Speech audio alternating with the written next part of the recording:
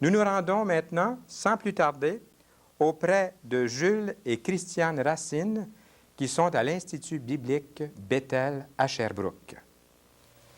Jules et Christiane Racine, de bons amis. Il ne faut pas dire de vieux amis.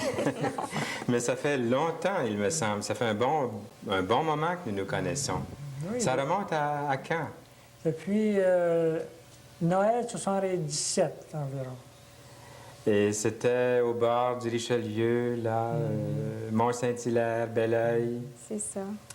Les études bibliques. Autour de la parole de Dieu, autour de la Bible, avec un foyer en arrière comme arrière-plan, si on peut dire. Là.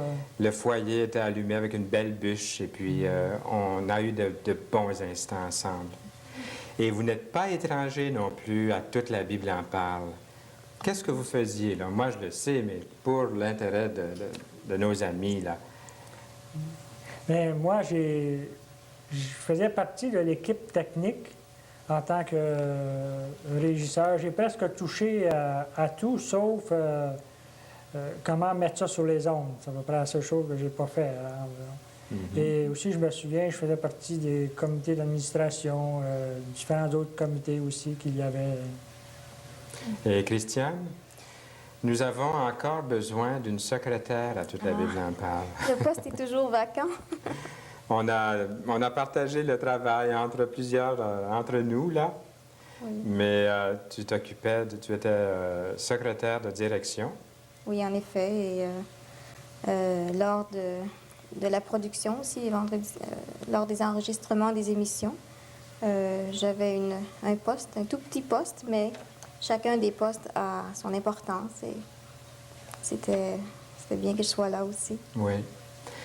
Et vous avez connu le Seigneur il y a quelques années, dans ces années-là en arrière, là, tout près. Ça faisait pas tellement...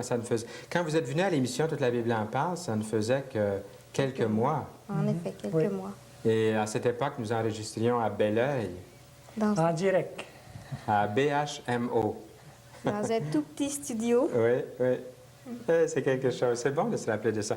Et si vous étiez là, au début, si vous vous souvenez de BHMO, les gens de la région du Richelieu, eh bien, n'hésitez pas à appeler tout de suite et nous dire que vous avez vu ces émissions du début.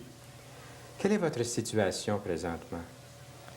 Bien, maintenant, nous sommes aux études à l'Institut biblique Bethel, tout près de Sherbrooke, même si on peut dire que c'est dans Sherbrooke presque. Et là, nous sommes aux études pour une période de 4 ans. C'est ça, l'avenir.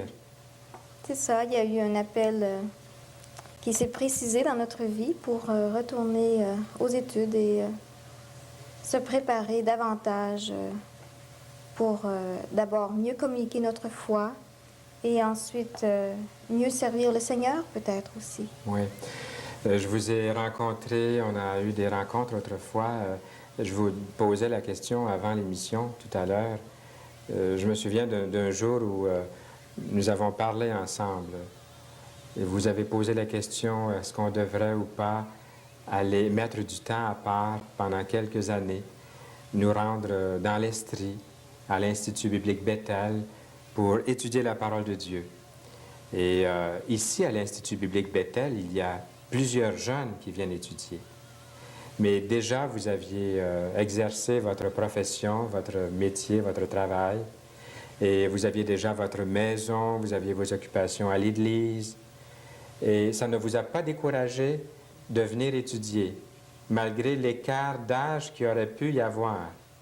Bien, disons que peut-être il y a quelques années, que c'était plutôt des jeunes qui venaient prendre des cours bibliques, mais maintenant, il y a beaucoup de couples qui viennent suivre ces cours-là. Alors, non, ce n'était pas décourageant, pas du tout. En tout cas, nous vous avons trouvé courageux. Ça ne vous paraît peut-être pas comme ça, mais de pouvoir, de tout laisser, en fait. Nous allons en parler peut-être un peu plus tard au cours de cette émission. Tu allais ajouter quelque chose, Jules? Oui, disons que je me souviens quand on était à Saint-Hubert, on pensait à venir ici, puis le fait justement de l'âge et de la situation sociale et tout, ça me semblait un peu comme un obstacle Oui. à pouvoir vraiment venir. Mais par après, le Seigneur m'a vraiment parlé et ça a été presque dramatique aussi quand il m'a parlé. Je n'avais vraiment pas le choix. Alors, il fallait que je vienne. Est-ce que ça veut dire tout perdre? Non, c'est vraiment tout au contraire, parce que en venant ici, nous avons découvert comment est-ce que le Seigneur prend soin de nous. Tout le temps, depuis le début, le temps que nous avons pris la décision de venir ici, le Seigneur il nous a constamment guidés, il nous a constamment, plus que guidés, même il nous a bénis à travers toutes ces choses-là. Tout notre cheminement que nous avons fait et tout. Je me souviens quand j'étais à l'Institut biblique, tu me permets, Christiane, tu allais dire quelque chose. Les professeurs nous répétaient souvent, ce que vous allez apprendre n'est pas tout écrit dans les livres. Il y a... Vous savez ce que je veux dire, hein?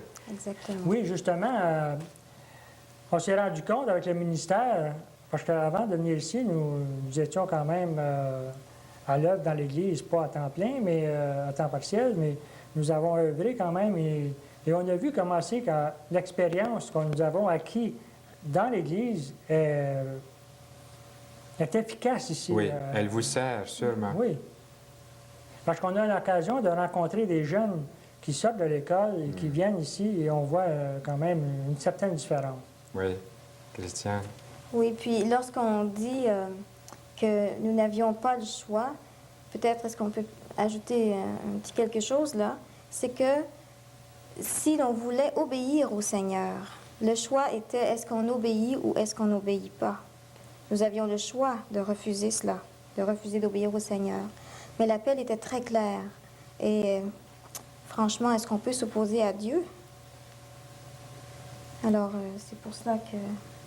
Vous avez été obéissant à l'appel du Seigneur. Parce qu'en fin de compte, venir à Bethel pour étudier, c'est d'entendre l'appel de Dieu. Personne qui est censé, là, dirait, je vais laisser mes amis, ma famille, ma maison pour venir étudier pendant 4 ans si ce n'était pas vraiment un appel du Seigneur. Oui, et puis même, quand on dit laisser notre maison, bon, c'est pour un moment. Ici, nous avons tout de même un toit sur la tête, nous sommes bien logés, nous sommes bien nourris et il n'y a pas de difficulté. Mais qui ne fait pas de parenthèse parfois dans sa vie? En ce moment, c'est ce que nous vivons. Mais l'avenir, on ne le sait pas, on verra. Autrefois, on disait, un tel est entré en communauté. Est-ce qu'on peut démystifier cette affaire-là, entrer en communauté, avec ce que vous avez fait pendant juste un petit moment? Vous voyez le contraste qu'il pourrait y avoir dans l'idée. Est-ce que vous êtes entré en communauté? Je ne crois pas que c'est ce que vous voulez dire du tout. Ce n'est pas du tout la même chose, je crois. Si on se reporte il y a quelques années, les gens qui entraient en communauté quittaient leur famille et allaient dans un endroit où ils demeuraient parfois, ou en tout cas, leur famille était un bon moment sans les voir. Mais ce n'est pas le cas pour nous. Nous voyageons, nous avons toute liberté. Nous voyageons, nous voyons notre famille et ce n'est pas la même chose tout à fait, je crois. On ne peut pas faire vraiment une... En tout cas, on peut comparer si on veut, mais c'est différent. Ici, nous sommes libres, nous étudions la parole de Dieu, c'est pour ça que nous sommes là pendant un temps. Mais après cela, nous retournerons où nous étions, ou nous irons ailleurs. On verra ce que le Seigneur nous montrera. Ce qui est merveilleux aussi, c'est que déjà, vous pouvez mettre en pratique ce que vous apprenez. Vous pouvez le concrétiser dans des ministères auxquels vous vous sentez vraiment appelé. Oui, à chaque année, nous avons l'occasion soit de travailler dans des églises ou même entre-temps, en dehors, même de l'été, pendant même la période des cours, nous pouvons... Des stages un peu partout. Oui. Oui. La grande question, grande question, quelles sont les conséquences d'un réel engagement spirituel? Et là, prenez le temps de bien répondre à ça. Et c'est ce que nous voulons savoir. Bon, il y a plusieurs conséquences Le fait de s'engager vraiment au Seigneur, ça peut nous donner des doutes, comme on l'a dit tantôt. Mais par contre, quand on regarde au Seigneur lui-même, il y a toute une série de bénédictions qui découlent. Parce que il y a un passage dans l'Ancien Testament, dans Jérémie 29, 11, qui, pour moi, est un verset clé pour ce genre de conséquences-là. Et c'est dans Jérémie 29, au verset 11. C'est Dieu qui parle. « Car je connais les projets que j'ai formés sur vous, dit l'Éternel. Projets de paix et non de malheur. Amen. Afin de vous donner un avenir et de l'espérance. » Alors, le Seigneur, il nous donne des projets où il fait des projets pour nous, et ce n'est pas des projets de malheur. Et pourtant, on dirait, oui, mais comment ça se fait qu'aujourd'hui, il y a tant de malheur, tout ça? Mais l'Éternel le dit, c'est des projets de paix que j'ai formés sur vous, et non de malheur. Alors, il faut vraiment s'en remettre à lui.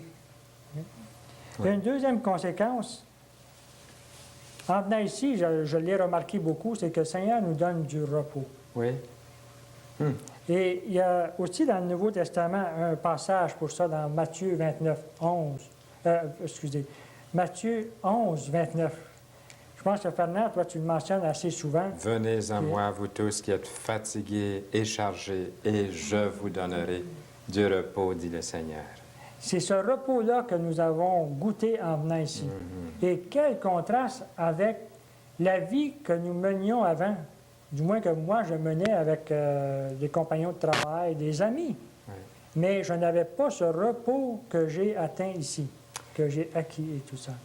Qu'est-ce qu'on va faire en 3 minutes pour résumer toutes ces bonnes choses que vous avez à nous communiquer, là? Ça passe tellement rapidement. On fait juste de commencer à se réchauffer. Bien, il y a entre autres une chose sur laquelle on peut dire quelques mots également. C'est que parfois, on pense à la vie en la regardant comme une réussite. Tout le monde, chaque individu veut réussir sa vie. Et ça, c'est humain, c'est tout à fait normal. Et aussi, chaque être humain souhaite être le plus épanoui possible. Mais si Jésus-Christ n'est pas dans notre vie, moi, je le dis par expérience, on ne peut pas avoir cet épanouissement, le même épanouissement. Il y a toujours quelque chose qu'on cherche, il y a toujours une question à laquelle on n'a pas de réponse. Ça ne veut pas dire que nous, on a toutes les réponses, absolument pas. Nous sommes comme tout le monde. Mais lorsque Jésus-Christ mène notre vie, il y a là certainement une grande différence. En lui, nous avons notre repos, comme je l'ai dit, et c'est aussi un Dieu de consolation. Aujourd'hui, il y a beaucoup de gens qui souffrent, il y a beaucoup de gens qui pleurent, il y a des personnes qui sont malades, qui sont seules. Mais le Seigneur veut nous consoler, veut réjouir notre cœur. Ça, c'est certainement une chose qu'il fait. Entre autres, parce que de donner notre vie au Seigneur a bien d'autres conséquences qu'on n'a pas élaborées ici. Mais ça, c'en est une sur le plan humain. Sans parler qu'il a une vie éternelle heureuse pour nous. Il a plein de choses en réserve pour nous. Oui. C'est formidable. Je suis persuadé que tout ce que vous venez de nous dire maintenant, ça peut se traduire dans des faits concrets. Vous avez des illustrations qui pourraient nous aider à saisir ces grandes vérités-là que vous énumérez. Oui, excuse-moi. J'en ai une. Ça me fait penser à 2 personnes qui construisent une maison. Il y a une personne qui construit sa maison sur le sable, par lui-même. Et il y a une autre personne qui construit sa maison sur un terrain solide, comme un roc, parce qu'elle consulte Jésus-Christ, le Sauveur. Et lorsque vient la tempête, la maison sur le sable va s'écrouler. Mais la maison sur le roc, il peut bien vanter assez fort, elle ne s'écroulera pas. Parce que Jésus-Christ est le roc. C'est lui qui fait la force, c'est lui qui fait notre force.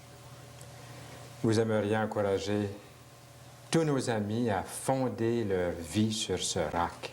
Absolument. C'est notre grand souhait. Amen. Croyez-le ou non, c'est déjà la fin de notre petit entretien, mais Ça passe trop vite. Trop vite. Il va falloir arranger un rendez-vous tous les trois, encore une fois. Ce sera probablement possible, n'est-ce pas? Jules et Christiane Racine, merci beaucoup. Merci. Merci. Eh oui, je pensais que ça, c'est beaucoup mieux que le roc de Gibraltar, de pouvoir construire sa maison, qui est notre vie, sur quelqu'un d'authentique, de réel, la personne vivante et authentique du Seigneur Jésus-Christ. C'est quelque chose, il faut bâtir sa maison sur le roc.